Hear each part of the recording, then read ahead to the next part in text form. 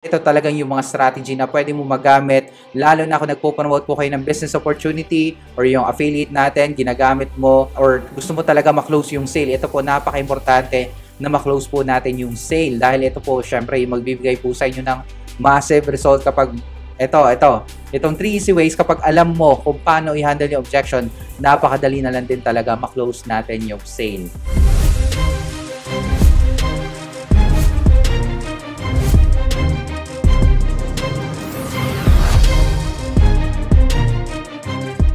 Nakikita ko na maraming mga marketers talaga na hindi alam kung paano i-handle yung objection.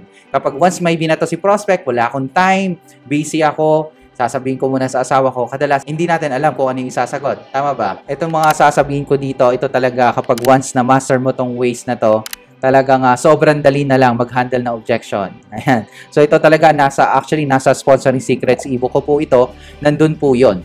Pero right now, sasabihin ko po sa inyo kung paano yung pag-handle na objections. Okay, so right now, pag-usapan na natin yung 3 easy ways how to handle prospects' objections. So ito po yung talagang ginagawa ko sa pag-handle na objection.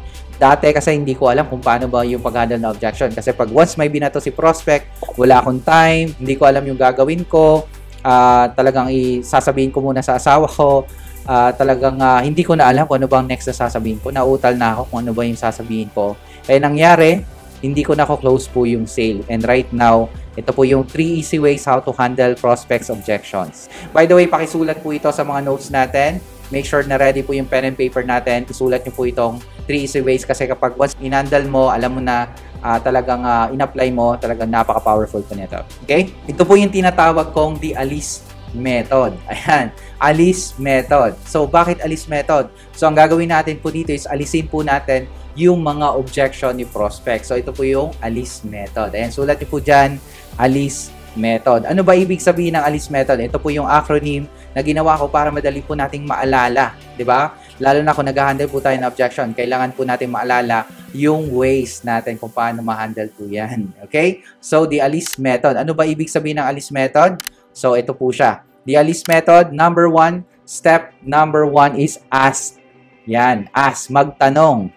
Okay? So magtanong, ano ba ibig sabihin nito? Ano bang gagawin natin? Sa tanong, simply identify the reason of objection sa pamamagitan ng pagtatanong. Ayan. So isulat niyo po dyan, ask or ask a question. Okay? So dito po, ina-identify natin yung dahilan, aalamin natin yung reason bakit ba nag-o-object siya ng ganoon. Okay?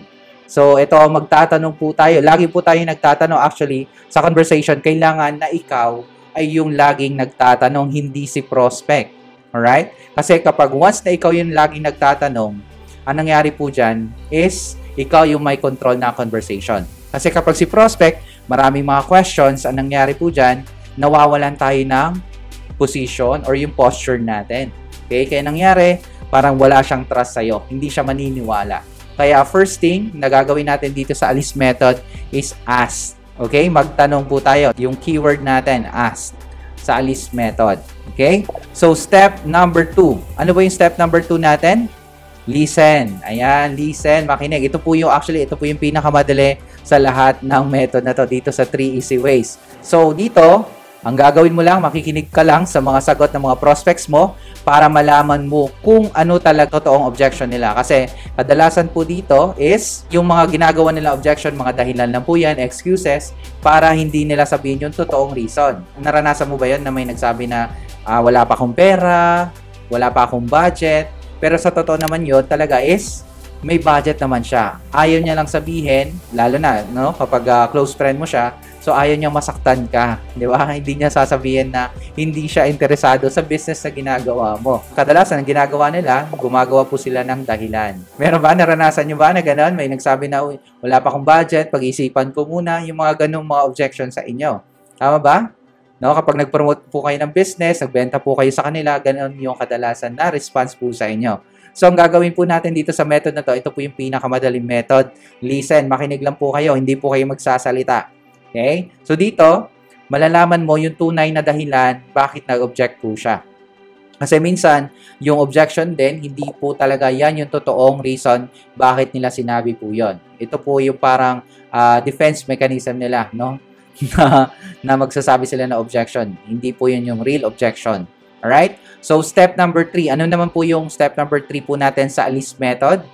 So, ito po yung tawag is story. Ayan. So, now, alam mo na yung real reason bakit siya nag-object ng ganun. So, ang gagawin mo naman dito is gagawa yung story. Okay? Dito sa step number 3 po natin sa ALICE method, story po yan. Sa pag-handle at pagsagot ng objection ay gagamitin mo dito ang kwento or stories, mga analogy or yung third person testimonials. Okay? Third person, ibig sabihin yung ibang tao na kakilala mo.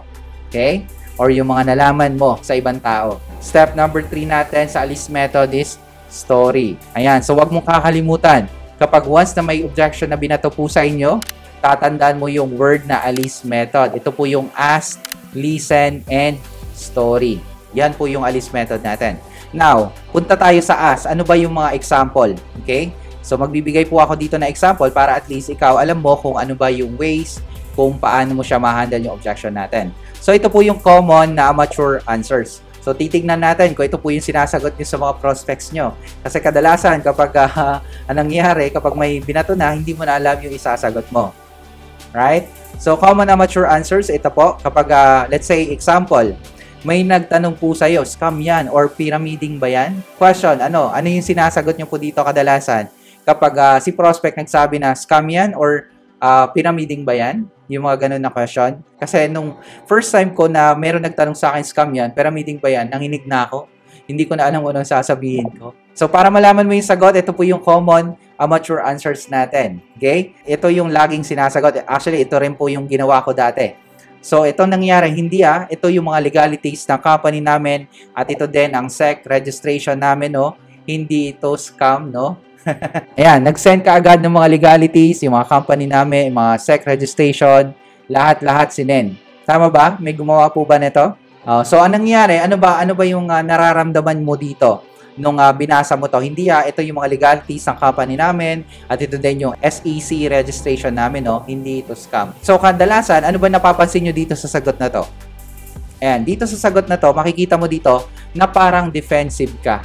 Right? So, parang defensive po kayo. Now, kapag once na ganito po yung response mo, nag-send ka kagad ng registration, so parang nagiging defensive. So, ano ba yung real na sagot dito or yung, kasi kadalasan, hindi naman ito yung real na totoong question ni prospect.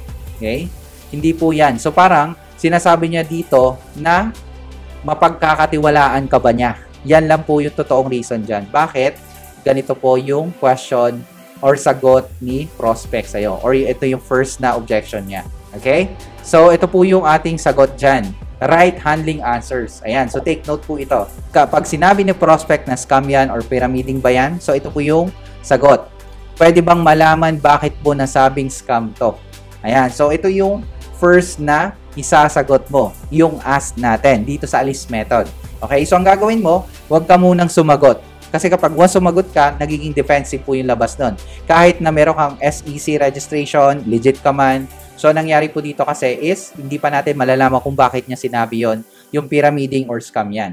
Okay? So, ang isang sagot mo dito, pwede bang malaman bakit mo nasabing scam to? Dito kasi, no, talagang pinapakita po natin yung good posture na parang ikaw talaga ay may alam sa ginagawa mo. Okay? Kasi pag first pa lang na objection ni prospect, hindi mo na alam yung sasagot mo, nang nangyari dyan, nawawala po yung parang authority mo. So, kailangan maramdaman ni prospect na talaga meron kang authority sa ginagawa mo. Okay? Or mapagkakatiwalaan ka niya. So, marketer, ito po yung sagot dyan. Pwede bang malaman bakit mo nasabing scam to? Or, curious lang ako sa tanong mo, bakit mo natanong na pyramiding to? So, first dito, kapag nagtanong si prospect, nag-object siya, kailangan ikaw yung first na magtanong muna. Alamin mo muna kung yung dahilan, bakit ba nagsabi siya ng ganong objection. Kasi pag once na ganyan yung tanong niya, sagutin mo kagad, magtanong po kayo. Alamin nyo muna, bakit niya nasabing scam, bakit mo natanong na pyramiding, yung mga ganon. Okay? So, yan. Ito po yung gagawin mo. Magtanong po kayo. Yan po yung sa method natin na ask natin sa step number 1. Okay? So, now, alam mo na yung ask dito, yung step number 1. So, dito naman po tayo sa listen. Ito po yung pinakamadaling method na gagawin mo, listen. So, dito sa listen naman, ito po yung sasagot ni prospect. 'Di ba? So, makikinig lang po kayo dito, wala kang gagawin. Ito yung pinakamadali sa mga gagawin mo, pero ito po yung napaka-critical, no? Kasi pakikinig po kayo sa real answer ni prospect. Bakit niya nasabi yan?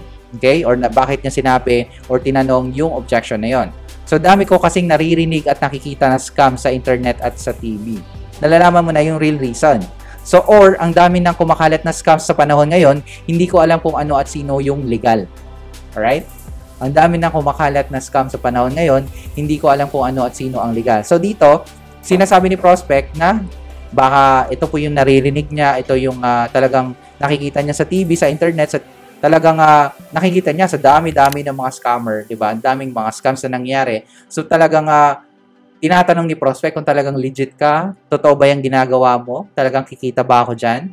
Hindi ba baka scam lang 'yan, yung mga ganon. Tama ba? So dito, kapag once na tanong niyo po 'yon, syempre makikinig po kayo ano ba yung real reason bakit yung po yung objection ni prospect. Okay? So listen, nalaman mo na, 'di ba? Nakinig po kayo, nalaman mo na ito yung sagot niya, na maybe narinig niya na doon sa TV, sa internet, nabasa niya po, or meron siyang talagang hindi niya alam kung ano ba talaga yung legal. Okay? So, ang gagawin mo na, punta na po kayo dito sa S method natin, dito sa Alice method, yung step number 3 natin, which is yung story. Dito sa story, simple handling objection lang, through telling stories, educate them, and telling analogy. So, dito ang gagawin natin, yung mag-story po tayo, talagang magkikwento po tayo yung mga pwedeng stories po dyan, pwede po natin sila educate. Kasi pag once na-educate po natin sila, talagang nakikitaan ka talaga na meron po kayong authority, may alam ka sa ginagawa mo. And also, may analogy na pwede mo mabigyan sila ng idea, i-compare mo po sila doon sa analogy na yon, and then syempre, para ma-explain po natin yung totoong pag-handle po ng objection natin. Okay? So, story po yan. So, dito sa story, bibigyan po kayo ng example para at least may idea po kayo sa mga sasabihin. Okay? Yan. So, example, naiintindihan kita prospect's name. So, ilalagay nyo po dyan yung prospect name. Okay? Yung pangalan niya, sabihin natin si Jose. Naiintindihan kita, Jose. Alam mo ba na nung nagsisimula pa lang ako sa business ko, ganyan din ang una kong iniisip. Okay? Ang una kong iniisip at akala ko talaga ay scam to. Ayan. Alright? Next, madami din ako naririnig at nakikita sa TV at internet na scam tulad mo, pero inalam ko talaga na totoo dahil seryoso ako. Ayan. Okay? Madami din ako naririnig at nakikita sa TV at internet kasi ito po yung sinabi niya kanina. Right? So, marami siya nakikita sa TV. So, kailangan same din po yung talagang pagsagot mo dyan, doon sa kanya. Inalam ko talaga na totoo dahil seryoso ako. Okay? And then next naman, pero na-realize ko na wala naman palang mawawala kapag titignan ko at aaralin na mabuti kung totoo o hindi. Ang ginawa ko ay nag-research talaga ako at napag-alaman ko na legit pala ang business na to. So, dito, sinabi mo po dito yung realization mo, na-realize mo pala na hindi totoo yung mga sinasabi nila na scam. Okay? Talaga nag-research ka, talagang inalam mo na talagang legit yung business na ginagawa mo ngayon. Kung hindi ko inaral, malamang wala ako ngayon dito at nagtatrabaho pa rin ako bilang empleyado. So, depende po sa inyo dito kung ano yung sasabihin mo dito sa part na to. Pwede mo sabihin, kung hindi ko inaral, malamang hindi pa rin ako nakapagsimula ng business ko ngayon. Parang ganon. Okay? Yun po yung ating story. Ayan, napakasimple lang po na sagot yan. So, alamin muna. So, balik po tayo, naiintindihan kita. So, sinasabi mo dito na naiintindihan mo si prospect. Okay? So, naiintindihan kita prospect's name. Alam mo ba na nagsisimula pala ako sa business ko, ganyan din ako nung una. No? Ganyan din yung iniisip ko. Parang sinasabi mo na naiintindihan mo siya. Alright? So, naiintindihan mo siya na ganun yung objection niya. Same kayo ng scenario before. Alright? So, madami din ako naririnig at nakikita sa TV at internet na scam tulad mo, pero inalam ko talaga na totoo dahil seryoso ako. So, parang nag-story po kayo yung story mo before na same kayo ng situation. Alright? Pero na-realize ko na wala naman palang mawawala kapag titingnan ko at aaralin. So, parang sinabi mo na talaga dito na same scenario kayo, kaya napunta ka dyan sa business na yan. Alright? So, kung hindi ko inaral, malamang wala ako ngayon dito at nagtatrabaho pa rin sa bilang empleyado. Ayan, yan po yung ating story. Alright, so nagustuhan mo ba itong video na to? Make sure na mag-subscribe ka dito sa YouTube channel ko. And also, i-click mo na rin yung bell button para na ma-notify ka sa mga new uploads ko tulad nito and for more online marketing secrets. Okay, so once again, this is Ken Baisa reminding you, always dream big, go in and never ever give up. I'll see you on the next video.